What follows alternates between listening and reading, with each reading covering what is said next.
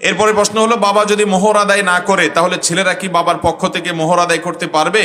কোনো বাবা যদি মোহর আদায় না করে দুনিয়া থেকে চলে যান, মায়ের মোহর আদায় করেন না আপনার বাপ, তাহলে সেক্ষেত্রে আপনারা সন্তান হিসাবে বাবার সম্পদ থেকে আপনার মাকে মোহর পরিশোধ করতে বাধ্য। শুধু পারবে না, বরং এটা আবশ্যক। কারণ মোহর এটা ঋণ।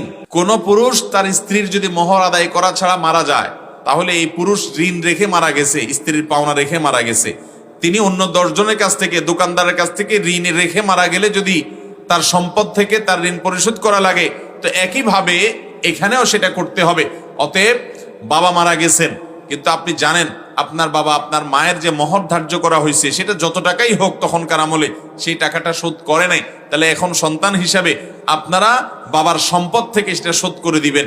যদি বাবার সম্পদ না রেখে যান তাহলে আপনারা নিজেদের থেকে শোধ করতে পারলে ভালো, যদি আবশ্যক না করতে পারলে সেটা উচিত এবং কর্তব্য।